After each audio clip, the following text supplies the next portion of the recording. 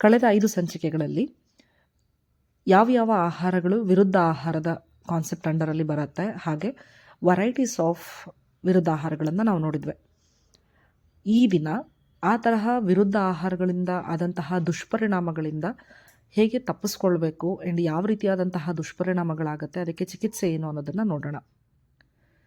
ಆತ್ಮೀಯರೇ, ನಮಗೆ ಗೊತ್ತೋ ಗೊತ್ತಿಲ್ಲದೇನೋ ನಾವು wrong way of food consumption ನಾವು ಪ್ರತಿನಿತ್ಯ ಪ್ರಾಕ್ಟೀಸ್ ಮಾಡಿಬಿಟ್ಟಿರ್ತೇವೆ. ಅದರ ಅವೇರ್ನೆಸ್ನ ನಾವು ಹಿಂದಿನ ಸಂಚಿಕೆಗಳಲ್ಲಿ ಈಗಾಗಲೇ ನೋಡಿದ್ದೀವಿ. ದಯಮಾಡಿ ಯಾರ್ಯಾರು ಯಾವ್ಯಾವ ರೀತಿಯಿಂದ ತಪ್ಪುಗಳನ್ನು ಮಾಡ್ತಾ ಇದ್ದೀರಾ ಅದನ್ನು ಅಬ್ಸರ್ವ್ ಮಾಡಿ ಆ ಚೇಂಜಸ್ನ ಇಮಿಡಿಯೇಟಾಗಿ ನಿಮ್ಮ ಜೀವನದಲ್ಲಿ ತಂದುಕೊಳ್ಳಿ. ಯಾಕೆಂದರೆ ನಿರಂತರವಾಗಿ ನಾವು ವಿರುದ್ಧ ಆಹಾರಗಳನ್ನು ಅಥವಾ ರಾಂಗ್ ವೇ ಆಫ್ ಫುಡ್ಗಳನ್ನು ಕನ್ಸಂಪ್ಷನ್ ಮಾಡ್ತಾಯಿದ್ರೆ ಸಣ್ಣ ಪುಟ್ಟ ಕಾಯಿಲೆಗಳಿಂದಂತಹ ಶೀತ ಕೆಮ್ಮುಗಳಾಗಿರಬಹುದು, ಅಲರ್ಜಿಗಳಾಗಿರಬಹುದು, ಗ್ಯಾಸ್ಟ್ರೈಟಿಸ್ಗಳಾಗಿರಬಹುದು, ಸ್ಕಿನ್ ಇಶ್ಯೂಸ್ಗಳಾಗಿರ್ಬೋದು, ಇಲ್ಲಿಂದ ಈ ಕಾಯಿಲೆಗಳ ಜರ್ನಿ ಪ್ರಾರಂಭವಾಗಿ ಕೊನೆಗೆ ಮಾರಣಾಂತಿಕ ಕಾಯಿಲೆಗಳ ತನಕನೂ ತಂದೊಡ್ಡುತ್ತೆ. ಹಾಗಾಗಿ ನೀವು ಫುಡ್ ಕನ್ಸಂಪ್ಷನ್ ಮಾಡುವಂತಹ ರೀತಿನಲ್ಲಿ ಯಾವ ತೊಂದರೆಗಳಿದೆ, ಯಾವುದೆಲ್ಲ ಅಪಾಯಗಳನ್ನು ತಂದೊಡ್ಡುತ್ತೆ, ಅವುಗಳನ್ನು ಇವತ್ತೇ ಸರಿ ಮಾಡ್ಕೊಳ್ಳಿ. ಈಗ ಆಗಲೇ ಆಗಿರುವಂತಹ ದುಷ್ಪರಿಣಾಮಗಳಿಗೆ ಚಿಕಿತ್ಸೆ ಏನು? ಹಾಗಿದ್ರೆ ಮೊದಲನೆಯ ಚಿಕಿತ್ಸೆ, ನೀವು ನಿಮ್ಮ ಹತ್ತಿರದ ಆಯುರ್ವೇದ ವೈದ್ಯರೊಂದಿಗೆ ಹೋಗಿ ಅದಕ್ಕೆ ಸೂಕ್ತವಾದಂತಹ ಚಿಕಿತ್ಸೆಯನ್ನು ಪಡೆದುಕೊಳ್ಳಬೇಕು.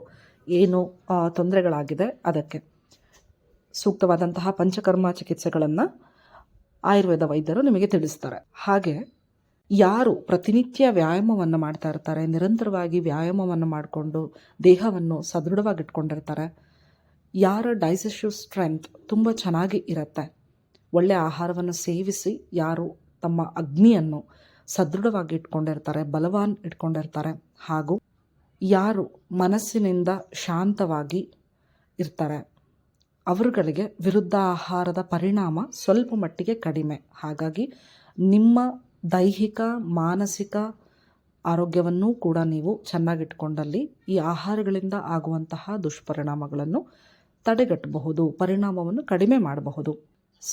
ಸ್ವಸ್ಥ ಪಂಚಕರ್ಮ ಪ್ರತಿ ವರ್ಷಕ್ಕೆ 1 ಬಾರಿ ಸ್ವಸ್ಥ ಪಂಚಕರ್ಮವನ್ನು ತೆಗೆದುಕೊಳ್ಳಿ, ರಸಾಯನ ಚಿಕಿತ್ಸೆಯನ್ನು ತೆಗೆದುಕೊಳ್ಳಿ. ಇದೆಲ್ಲದಕ್ಕೂ ನಿಮ್ಮ ಹತ್ತಿರದ ಆಯುರ್ವೇದ ವೈದ್ಯರೊಂದಿಗೆ ಚರ್ಚಿಸಿ ನಿಮ್ಮ ಫುಡ್ ಪ್ಯಾಟರ್ನಲ್ಲಿ ಆಗುವಂತಹ ಮಿಸ್ಟೇಕ್ಗಳನ್ನು, ನೀವು ಮಾಡ್ತಿರುವಂತಹ ಮಿಸ್ಟೇಕ್ಗಳನ್ನು ಸರಿಪಡಿಸ್ಕೊಂಡು ನಿಮ್ಮ ಆರೋಗ್ಯವನ್ನು ಕಾಪಾಡಿಕೊಳ್ಳಿಕ್ಕೆ ಯಾವ ರೀತಿಯಿಂದ ನೀವು ಪಂಚಕರ್ಮ ಚಿಕಿತ್ಸೆಗಳನ್ನು ತೆಗೆದುಕೊಳ್ಳಬಹುದು, ಯಾವ ರೀತಿಯಾದಂತಹ ರಸಾಯನ ಔಷಧಿಗಳನ್ನು ತೆಗೆದುಕೊಳ್ಳಬಹುದು ಅನ್ನೋದನ್ನು ಚರ್ಚೆ ಮಾಡಿ.